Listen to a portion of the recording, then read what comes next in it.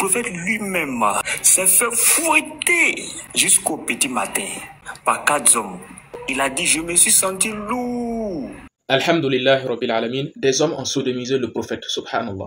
Une fois de plus, aujourd'hui, nous allons bastonner les saints d'esprit d'église, nous allons bastonner les guides d'église qui animent les islamo-menteurs. Écoutons-les avant la bastonnade magistrale de leurs guides d'église qui les animent dans leurs mensonges. Oui, c'est ici. Mousna de l'imam Ahmed Ben Ambal, 378, page 399, volume 1. Voilà. Et c'est ce que hier j'ai montré là. Oui, c'est ici. Ça, c'est le texte arabe. Le texte arabe. Mousnad. Tu as ici là, c'est là? Oui. Je vais lire. Il est rapporté dans Mousnad al-Imam Ambal, volume 1, hadith 370. Abdullah a dit, le messager d'Allah m'a envoyé et nous sommes partis jusqu'à ce qu'il arrive à tel ou tel endroit. Il me traça une ligne et me dit, soit entre mon dos et celui-ci, et n'en sort pas. Car si tu en sors, tu périras. Le messager d'Allah s'éloigna donc d'un caillou, c'est-à-dire d'un jet de caillou ou peu, un peu plus. Puis il mentionna un groupe de gens, c'est-à-dire des hommes, qui ressemblaient à Zat. Afan dit qu'ils n'avaient pas de vêtements. Il dit, ils sont venus et se sont mis à chevaucher le messager d'Allah. Il dit, ils sont venus vers moi. Ils m'ont contourné et m'ont intercepté. Et j'ai eu très peur d'eux. Alors je me suis assis. Lorsque la lumière du matin se leva, ils s'en allèrent. Il dit, puis le messager d'Allah revint lourd et endolori de ce qu'ils avaient chevauché. Voilà. Il y en a encore, il y a plusieurs sources encore, j'en ai plusieurs. C'est un chaos monumental. Ouais, tu es un chef. L'interprétation, le mot chevauché a été usé. Donc c'est pas une mauvaise interprétation. C'est littéraire clair, sans commentaire, merci. Deuxièmement, les gens qui chevauchaient le messager. Il a été déclaré dans Mousna de l'imam Ahmad, Ibn Ambal, volume 1, page 399 à 10, 37, 88.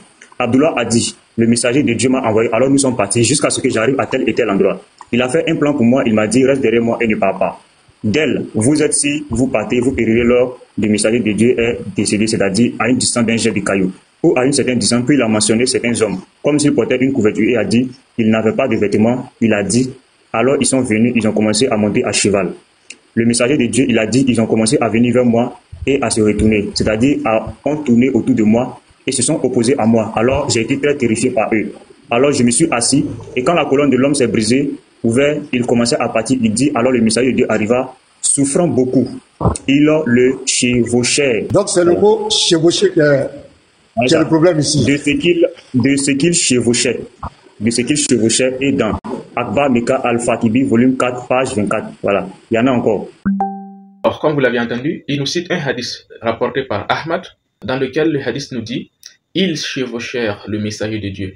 Et il prend cette partie en disant, ils chevauchèrent le messager de Dieu, ça veut dire que ces gens-là, ils ont eu des rapports sexuels avec le prophète, ils ont sodomisé le prophète, subhanallah. Par conséquent, le prophète, il était homosexuel, etc., subhanallah. On va répandre tranquillement le hadith en entier et bastonner ces guides d'église avec non seulement les sources islamiques et avec leur propre Bible. Parce que nous allons voir dans quelques instants que leur Jésus-Christ, étoile du matin, va frapper à Oko.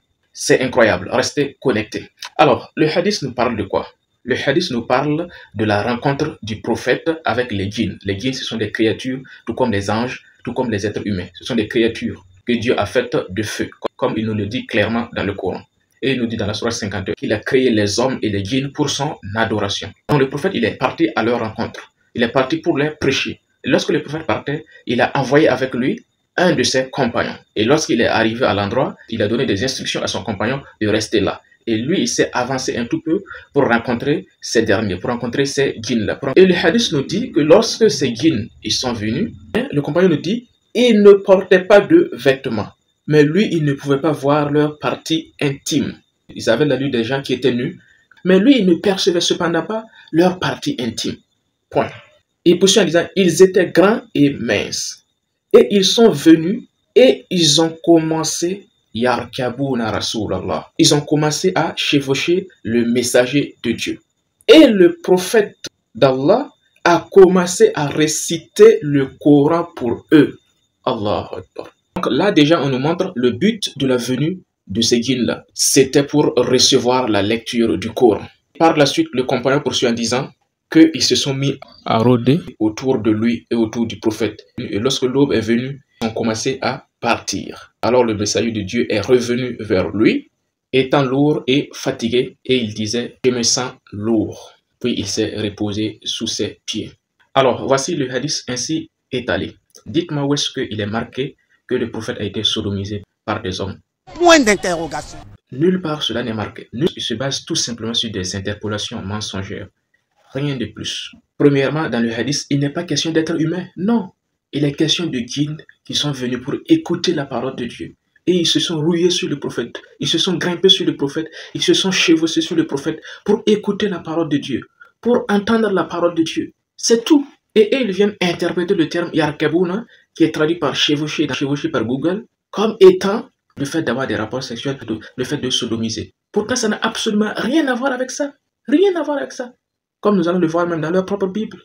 On n'est pas en face d'être humain pour parler de sodomisation, pour parler de rapport sexuel. Non, on est en face du djinn. Ça, c'est un.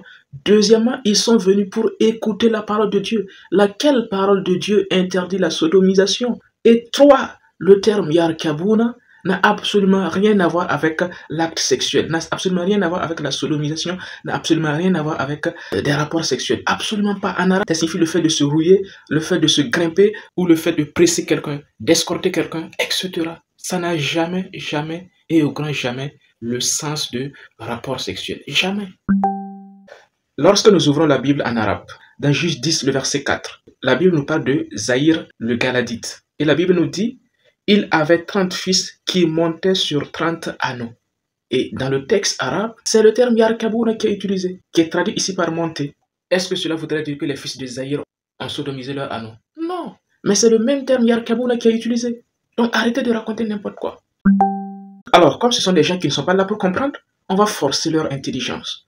On va ouvrir la Bible du semeur. Psaume 68, verset 34. Qu'est-ce que Jésus-Christ y fait? Oui, chantez en l'honneur de celui qui chevauche dans les cieux. Hein? Chantez en l'honneur de celui qui chevauche dans les cieux. Jésus frappe Aouko dans les cieux là-bas. Subhanallah. Mais faut pas te cacher pour frapper Aouko. Abba les frappeurs d'Aouko. C'est incroyable, hein? Chantez en l'honneur de celui qui frappe Aouko dans les cieux. Chantez en l'honneur de celui qui chevauche dans les cieux. Aou monumental, ouais, tu es chef. Le mot chevaucher a été usé, donc c'est pas une mauvaise interprétation, c'est littéraire, clair, sans commentaire, merci. Ah là, c'est fort, c'est fort. Mais c'est incroyable. Chantez en l'honneur de celui qui chevauche dans les cieux. Donc c'est le mot chevaucher qui est le problème ici. De ce qu'il chevauchait. Aou monumental, ouais, tu es chef. Le mot chevaucher a été usé, donc c'est pas une mauvaise interprétation, c'est littéraire, clair, sans commentaire, merci. Chantez en l'honneur de celui qui chevauche dans les cieux. Donc dans Psaume 68, 34, Bible du semeur, on a vu Jésus se cache pour frapper Aouko dans les cieux. Et ce n'est pas tout. Tenez-vous bien. Il va faire pire que ça. Dans Psaume 68, le verset 5, regardez ce qu'il va faire. Il va souiller les nuages. Chantez à Jésus, louez-le par vos chants. Frayez la voix de celui qui chevauche. Le mot chevaucher a été usé, donc c'est pas une mauvaise interprétation, c'est littéraire, clair, sans commentaire, merci. Chantez à Jésus, louez-le par vos chants. Frayez la voix de celui qui chevauche les nuées.